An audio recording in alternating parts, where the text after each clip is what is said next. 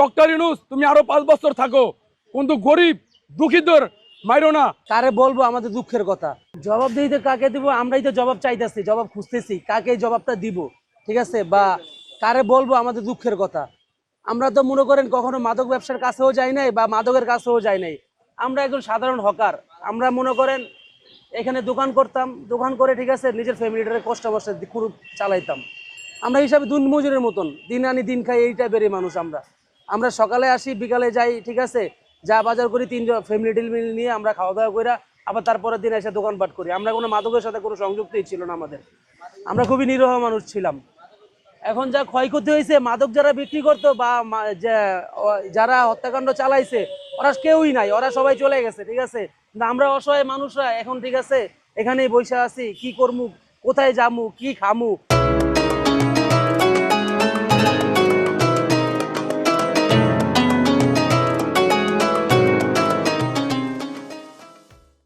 এই চিন্তা, এই দুশ্চিন্তা, কিভাবে ফ্যামিলি চালামু, এই দুশ্চিন্তায় ঠিক আছে আমরা এখনো ঠিক আছে কি কোথায় গিয়ে কিভাবে আমরা চলবো, মানে আমাদের কোনো উপায় নাই। এই মানে আমাদের এই সারাক্ষণ এই দুশ্চিন্তায় মাথায় ঘুরে। তারপরে মনে করেন যতটুকু সম্পদ ছিল বা যতটুকু যা করছি, দোকানপাটে যত যা সামান টামান ছিল, মানে সবই তো ভাইগা নিয়ে গেছে। এখন যে কই রাখামু সেই উপায়ও নাই। আমাদের মতো মানে খারাপ অবস্থায় এখন মনে হয় বাংলাদেশের কেউই নাই। তারা তাকে তো দেখা যায় না, যারা দোকানদারি করে তাকে জিনিসটা অনেক খোলামেলা দেখা যায়, মানুষের চোখে বাজে, ঠিক আছে।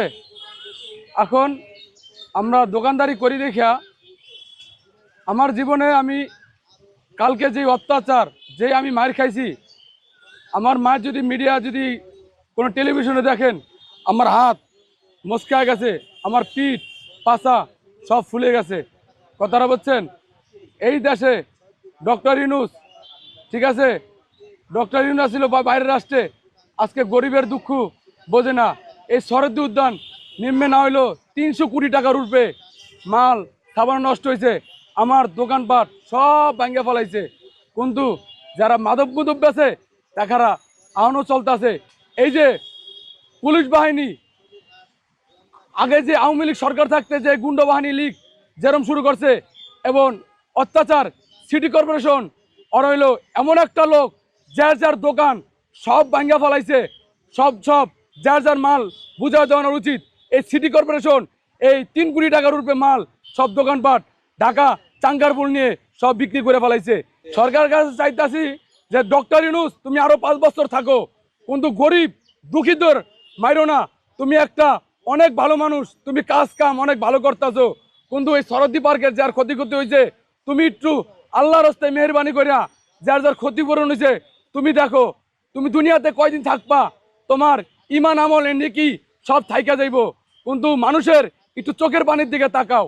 এই সংযোগটা জোড়াইছে মনে করেন যে এই যে বাবা গাঁজা মাদুবি ব্যবসায়ীরা, এরা মনে করেন যে দিনে তো করই, রাতের 12টা 1টা বাজে তারা বেছে। আরো কতগুলো আছে মনে করেন যে ভার্সিটির নাম দিয়া, ওই ক্যান্টিনের নাম দিয়া 8-9 জন ঢুকে তারা খাইয়া 4-5 জনে খাইয়া একজন অসল করে লাই, অসল করে দ্বিতীয় করে একজন মাইরা লাই। এই অঘটন ঘটাইয়া আমরা যে সাধারণত হকারের উপরে যে একটা আন্দোলন অপরিচয় করছে, যে একটা শাস্তি দিছে, এইরকম শাস্তি আমি মারভেড়াতে পয়রা পাই নাই।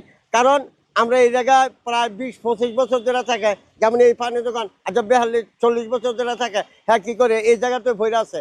আমি মনে করি এই জায়গাতে থাকি কি করবো আর।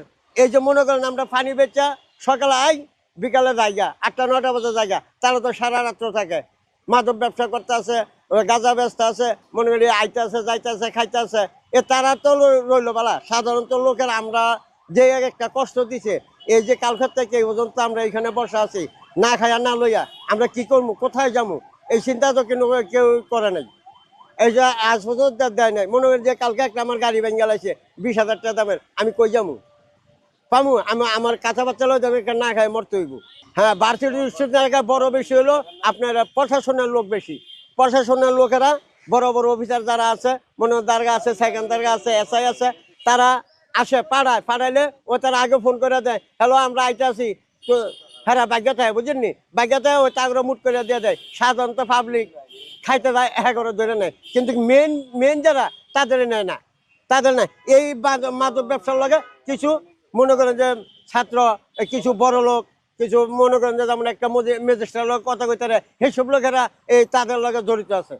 মোড়া মোড়া দাম দেয়, মোড়া মোড়া বেচায়। মনে করেন এক কেজি গাঁজা আনলে 20,000 টাকা, তারা বেচালে 50-60,000 টাকা। মনে করেন বাবা আনে 10,000 টাকা, তারা হলো 60-70,000 টাকা বেচালে, তারা 10,000 টাকা দিল কি? আর আমরা তো মনে করেন যে সারাদিন পানি বেচে পাই কয় টাকা, 300-400 টাকা পাই। এটা লয়ে আমরা বউ দিলে কাঁচাবাচ্চা লয়ে চলি, সংসার চালাই। এটা তো আমরা এখন বন্ধ করে দিছি। তাদের জন্য তো আমরা ই করছি, তাদের এখনো বন্ধ করে না। এখনো মাটির ভিতরে দেখেন যাইয়া, আড়ালে বাড়ালে এখনো দেখেন যাইয়া যে কি বেচা আছে। এরকম ফলাফানি, এরকম কচি কচি ফলাফানি বিক্রি করতে আছে। ওই বড়রা থাকে বইয়া, কিন্তু কলে তোর বাপের কি হয়েছে, তোর বাপের উদ্যান, এইসব কথা কয়ে আমার ছড়ায় মরাই দেয়। তো আর কি কম, তাদের লোকতে যাদের দিয়া এই দুর্ঘটনা ঘটতেছে, যাদের দিয়া মনে করেন এই দুর্ঘটনা হয়েছে, তাদের কিছু হয় নাই। সাধারণত রাস্তার কাঙ্গালি আমরা আমগুলো যে অনেক কিছু করে লাইতেছে, আমগুলো রাস্তায় থাকতে দিতেছে না। এটা আমরা আমরা প্রশাসনের বগল কয়েকবার করলে কয় যা তোরা বেশ। তাহলে প্রশাসনে তাদের হাত আছে না, প্রশাসন তাদের হাতে আছে। আমরা তো মনে করি কিনু কইতে না। আমরা যদি কই তাহলে মনে করি তাকে পয়সা রোজগার আছে, উপরের লেভেলের লোক আছে, তাদের নিয়ে আমরা মারধর করে। তা আমরা আর কই যাবো, থাক আমরা যেমনি ভাবে এমনি চলি।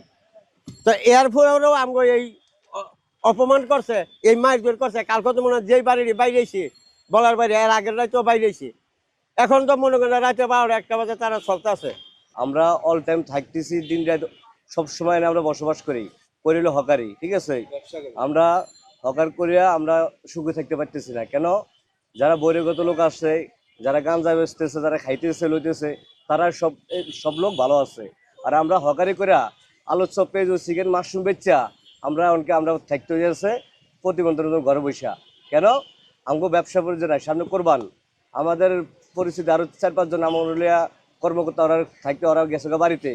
আমরা রুম ভাড়া পরে রয়েছে 3-4 মাসের টাকা। আমরা চলতে পারতেছি না ভাই, একটা ভুলের কারণে আমরা নির্গোষ হয়ে রয়েছি, খাইতে পারতেছি না।